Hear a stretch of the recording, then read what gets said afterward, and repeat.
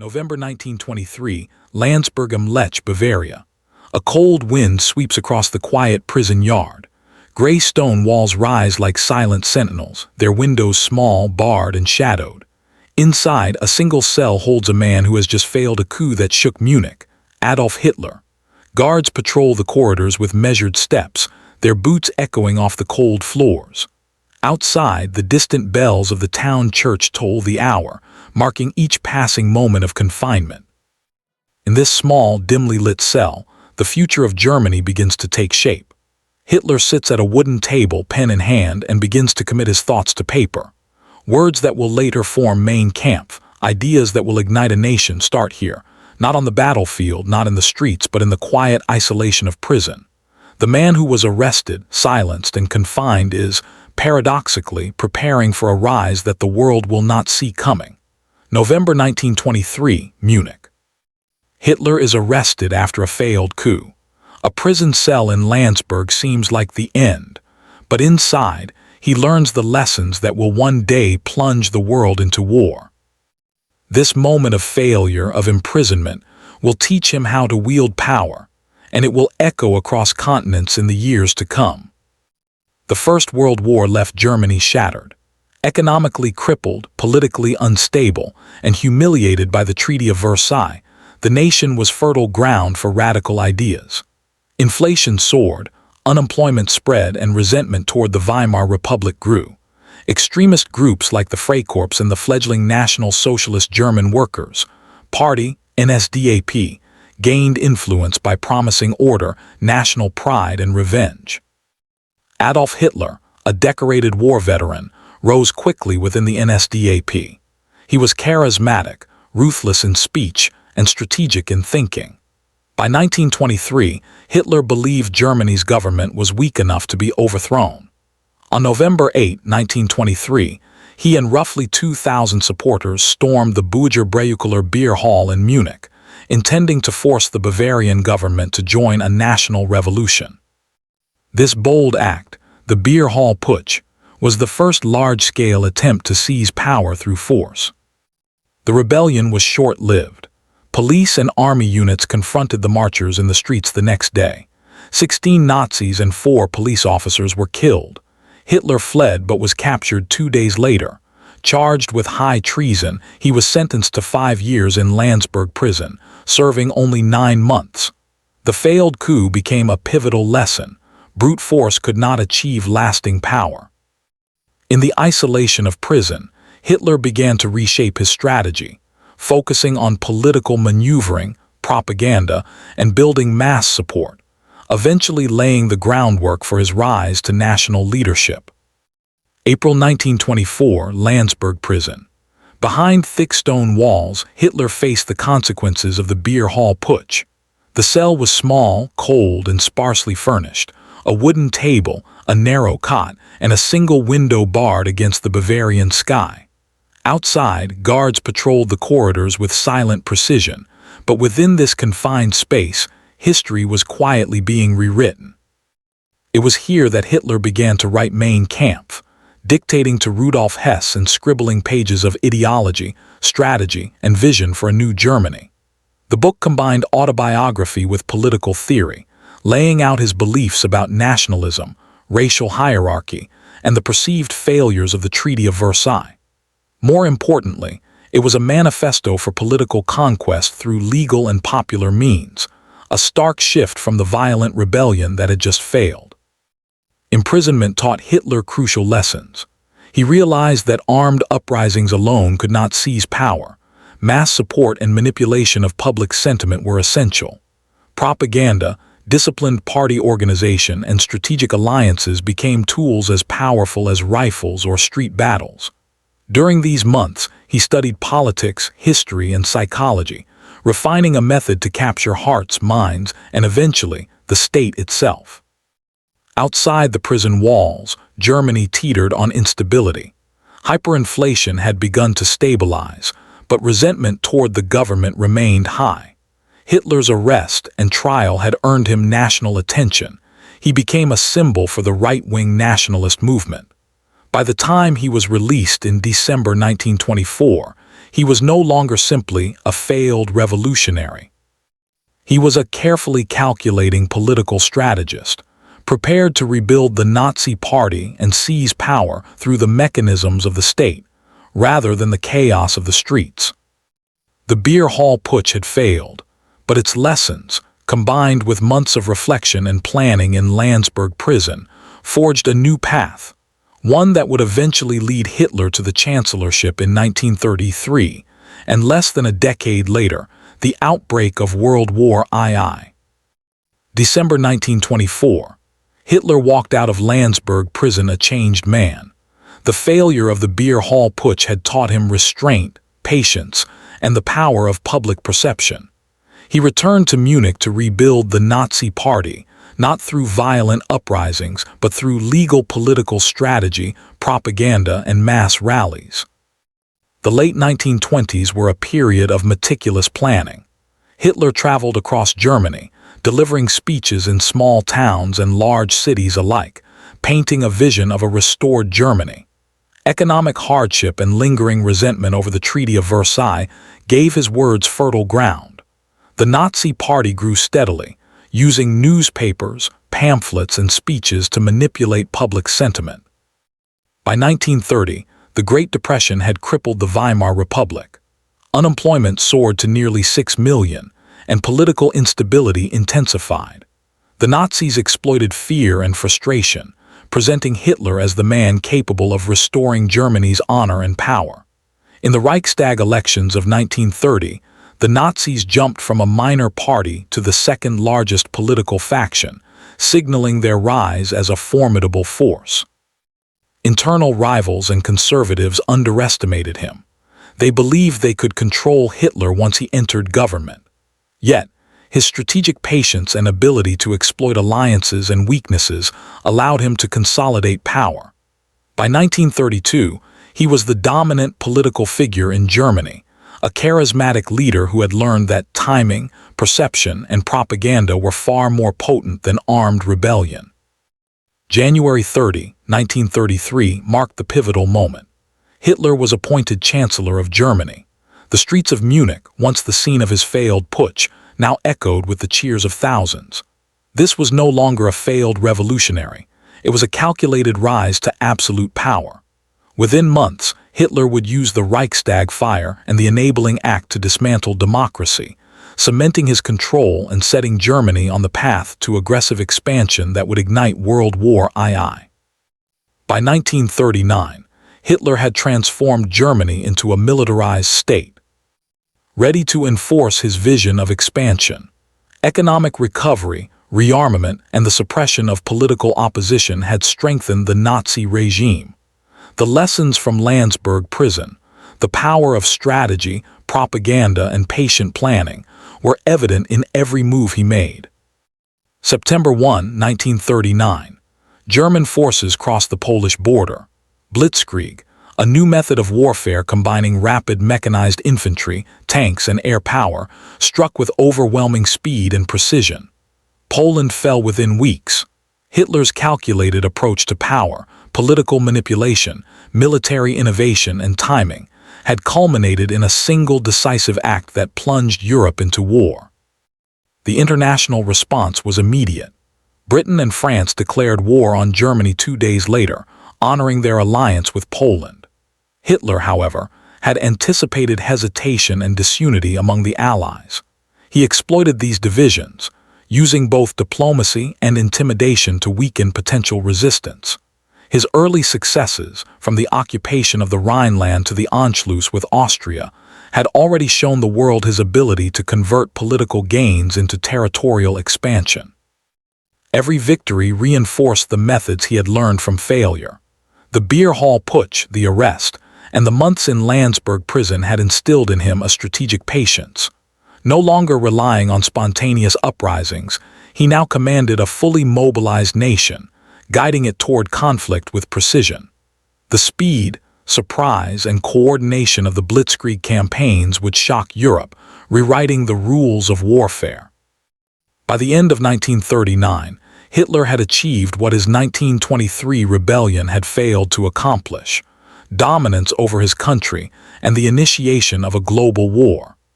The arrest that once seemed a setback had become a formative moment, teaching him restraint, strategy, and the meticulous orchestration of political and military power.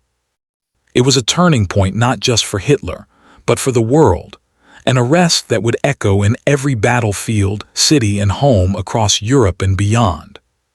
September 1939 marked the beginning of a war that would engulf the world. Germany's invasion of Poland, swift and unrelenting, demonstrated the devastating effectiveness of blitzkrieg tactics. Tanks and mechanized infantry surged across the countryside, supported by relentless Luftwaffe air raids. Cities crumbled under bombardment, bridges and rail lines were destroyed, and the Polish army, unprepared for this new style of warfare, was overwhelmed within weeks. The sheer speed of the assault left civilians trapped, fleeing in panic as towns and villages became battlefields. The declarations of war by Britain and France came quickly, yet their initial responses were cautious. Military mobilizations were underway, but the scale of Germany's coordination and preparation far exceeded expectations. In the east, the Soviet Union moved into Poland from the opposite side, following the secret provisions of the Molotov-Ribbentrop Pact. Poland was effectively partitioned, and millions were now under foreign occupation within a matter of weeks. The psychological impact across Europe was immediate. Hitler's rise, once theoretical, had now materialized in aggressive action that could not be ignored. Governments scrambled to respond, civilians braced for uncertainty, and armies prepared for a conflict whose scale and duration few could yet comprehend. Germany's early victories reinforced the image of an unstoppable force, and the lessons Hitler had learned in Landsberg, the value of strategy, timing, and propaganda, were evident in every calculated move. Within Germany, the regime consolidated power. Opposition parties were outlawed, dissent was brutally suppressed, and the Nazi apparatus extended into every aspect of civilian life. Propaganda amplified the perception of inevitability, portraying the war as a justified and necessary measure to reclaim Germany's honor and territory. Public morale was manipulated, turning fear into support for expansionist policies. Across the continent, countries began reevaluating alliances, fortifications, and mobilization plans. Smaller nations in Central and Eastern Europe faced immediate threat. Their neutrality offered little protection. Militaries that had prepared for traditional conflict struggled to adapt to the speed and ferocity of the new German warfare model. Civilian populations were caught between advancing armies, occupation forces, and the chaos of rapid military campaigns. Economically, the war effort shifted national priorities. Factories were retooled for armaments production, infrastructure was commandeered for military use, and rationing became a necessary part of daily life. The immediate consequences were not only territorial but systemic, affecting every facet of national life across Europe. Hitler's lessons from his failed putsch, discipline, planning, and strategic patience, were now mirrored on a continental scale, showing the destructive potential of combining political cunning with military innovation. The initial phase of World War II, sparked by Hitler's decisions, set a precedent for the scale of human and material cost that was to follow. Cities burned, millions were displaced, and the political map of Europe was irrevocably altered within months. From the streets of Munich to the plains of Poland, the shadow of one man's learning from failure stretched across nations, touching lives in ways that would resonate for years to come. As Germany's forces advanced through Europe, the consequences of Hitler's calculated rise became increasingly visible. The early victories in Poland, followed by campaigns in Denmark, Norway, Belgium, the Netherlands, and France, demonstrated the deadly efficiency of modern warfare.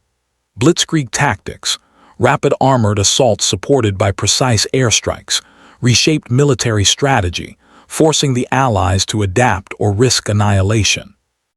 Europe had entered a new era of mechanized war, one that Hitler's meticulous planning and lessons from Landsberg Prison had helped pioneer.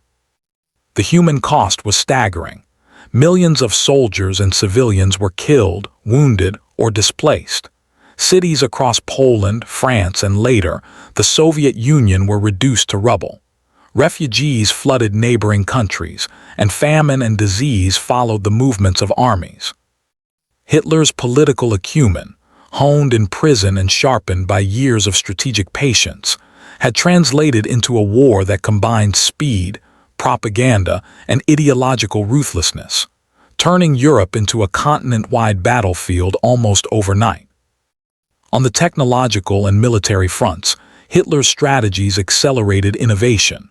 Tanks, aircraft, and communication systems were tested and refined under the pressure of continuous campaigns.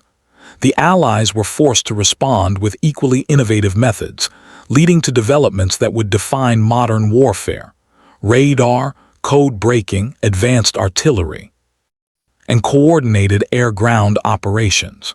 In this sense, the consequences of Hitler's early political and strategic lessons extended far beyond the immediate destruction. They reshaped how wars were fought. Politically, Hitler's rise and the war it ignited exposed the vulnerabilities of democracies unprepared for radicalized totalitarian regimes. The fall of France in 1940 shocked the world, while the occupation of smaller nations highlighted the dangers of appeasement and delayed response. Hitler had learned to exploit hesitation, indecision, and division, lessons derived in part from the failure of the Beer Hall Putsch, and applied them with devastating efficiency on the global stage. The moral and human consequences were profound. The Nazi regime's ideology, codified in Mein Kampf and enforced through systematic terror, led to the Holocaust, targeting millions of Jews, Romani people, political dissidents, and other marginalized groups. Entire communities were eradicated. Human suffering reached unprecedented levels. Hitler's personal journey, from a failed revolutionary to dictator, was a direct catalyst for this catastrophic human toll. By the war's midpoint, Europe was a continent transformed.